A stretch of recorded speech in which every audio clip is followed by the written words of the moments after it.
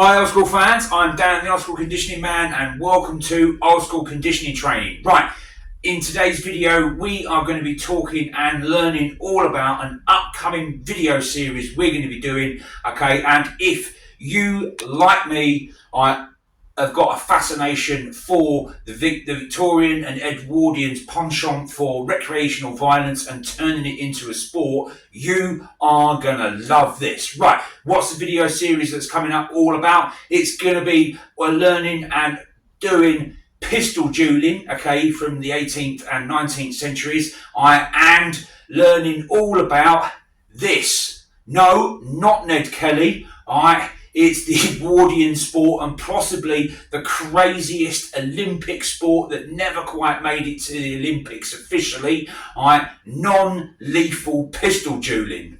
That's right, shooting people, an Olympic sport.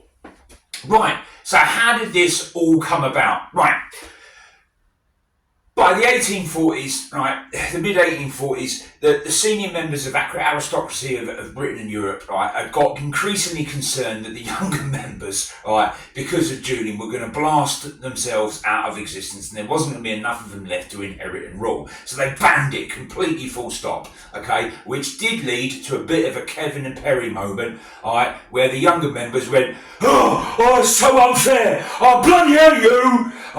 So what they did is they took fencing and put it straight into the gym's protective equipment, and then made the Olympic sport of fencing out of it. And from the 1850s and 60s onwards, up until the 1890s, pistol technology was becoming more and more advanced, and by about the 1890s and certainly by 1900, sport target pistol shooting had become extremely popular, and clubs and societies were springing up all over England and in other countries, and it was really popular, mainly in France, Britain, Italy, and obviously the United States.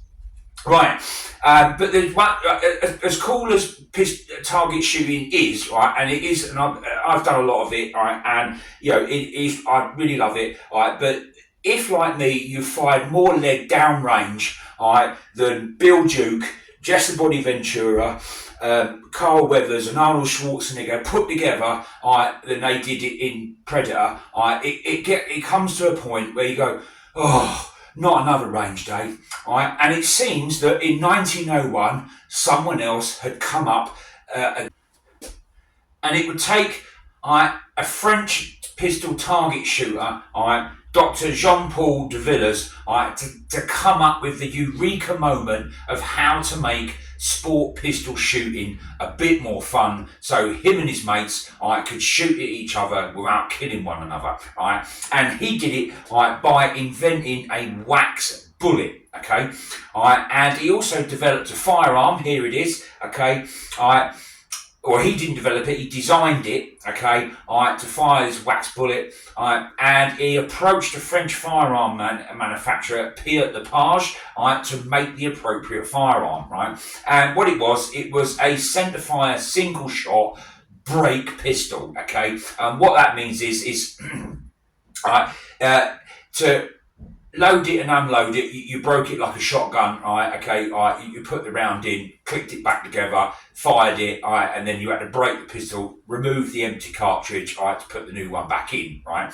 And then that then became, how you could do non-lethal pistol dueling. Right, now, I say it's non-lethal, okay, but it was still pretty dangerous, okay, You're still talking about a firearm that has a gunpowder propelled projectile, okay? Even though it only had a priming charge that was enough to push the wax bullet about 30 metres, but it would allow enough loss of muzzle velocity to stop it from being lethal. But it was still pretty dangerous, and that's why he also had to come up with this, okay? Yeah, no, I know it looks like something out of Mad Max, cross between that and a welder's mask, okay? But he had to come up with a face protector, because in the early days, the firearm, as you saw, it has a hand a hand defender on it, okay, but originally it didn't. And when him and his mates were practicing with it,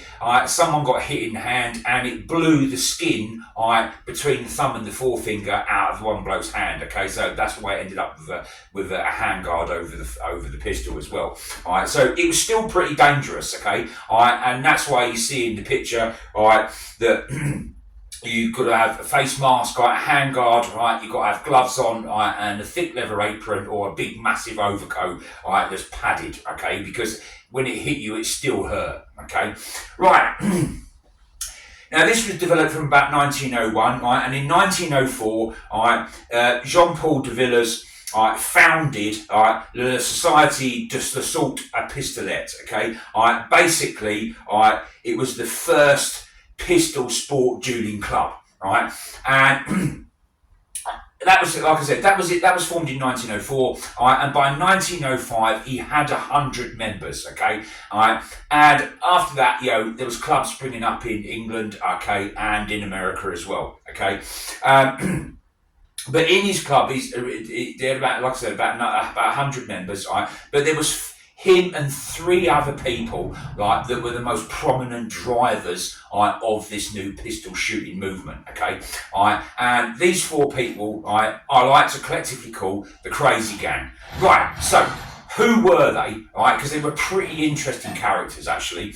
Right, the first one, okay, this guy, right, was, you had an ex-president of France, okay, ex-president Perrier. This is a picture of him from 1896. He was only president for about 6 months, okay. But for that time period, that wasn't that unusual. And the second guy of the 4 of the Crazy Gang, okay, was this guy, okay. He was an American. He was an American marksman. He was an author. He was a horse breeder, landowner, painter, and sculptor. Walter W. Winans, okay. And he wrote 10 books, mostly about pistol or rifle shooting. He was a multi-medal winner at the Olympics for rifle shooting. He won Olympic medals for running deer 2-shot rifle shooting and running deer single-shot 100-meter rifle. Yes, ladies and gents, you do hear me correctly, okay. In the early modern Olympics, right, rifle shooting wasn't against paper targets with air rifles like it is today, right. They just kicked a deer up across the arse, right, and made it run across a field, and people shot at it with rifles, okay. Imagine that being done today, there'd be uproar. Right, anyway, so, right, that's the first 2, right. On to the third guy, right. This guy here, okay, right. He's an Englishman, okay, right. Sir Cosmo Duff-Gordon, right? I love some of these names, okay? Cosmo Duff-Gordon, right? Sounds like a guy that should have been invented by Jim Henson and put on the Muppet Show, right? Now, he was an English aristocrat, okay? He was a 5th baronet. He was also an Olympic fencer. He won silver medal for Team GB Team Epée event in 1906 in front of King Edward VII and Queen Alexandria. And he was also a self-defense enthusiast. Okay, he also trained at the Bartitsu Club, and he trained the Swiss wrestling method of Schwingen, and he was trained by this guy, Armand Chapilliod, at Edward William Barton Wright's Bartitsu School of Arms and Physical Culture, right? But he was also one of the money men behind it, okay? Because there were some big, powerful people involved in it, okay? If he wasn't the main money man, he was certainly one of the 2, okay? Right, and also, right, he was a bit of an Edwardian cad and bounder, okay? Because he was also linked to the 1912 Titanic disaster, okay? And he was one of the few male passengers that managed to get on and get off alive, okay? And the way he did this was by allegedly, buying his way on to a lifeboat, okay, and allegedly even worse than that, when the lifeboat was at sea, because it was only like not even half full, he bribed the guy that was in charge of it not to pick anyone up out of the sea, because he wanted to remain in as much comfort as he could and not share it with a load of wet people. That's pretty bad. Anyway, I say allegedly because there was an investigation, but they couldn't really prove it one way or the other. Okay, and this dogged him for the rest of his life. Okay, Anyway. That's the 4 people that are in the crazy gang, right? And they pushed, non-lethal pistol dueling, right, as far as it could go, right? And they really did try and push this, okay? It exhibited at 2 Olympic Games as an exhibition sport, okay? The first one was in 1906, okay? And then the last one, was in 1908. Right, okay, and here's a picture of 3 people, and the guy on my extreme left, right, that is, Sir Cosmo Duff-Gordon, right. The other 2 people, I'm not quite sure who they are. I think they're other members of the British team, okay, it's certainly not the American, Walter W. Winans. Okay, I don't think it's the ex-president of France. I couldn't find a picture of de Villiers, so I'm not really sure what he looks like. Now, like I said, right, this was exhibited at 2 Olympic Games, right, and they tried really hard, okay, to get this to become an Olympic event, okay. Now, the next Olympic Games after 1908 was 1912, okay, but it failed to get into that. The last time it was exhibited, okay, was in 1909, and there was a sport dueling pistol exhibition outside Carnegie Hall in New York, right? Okay. Although the sport did survive into the second decade of the 20th century, okay, but it didn't survive the First World War, okay. Don't ask me why, okay. It just sort of died out, okay. I think the advent of the Great War sort of took the enthusiasm out of people for shooting each other in the face. But that's by the by. Right, so how did it work? Right, so the rules are pretty simple.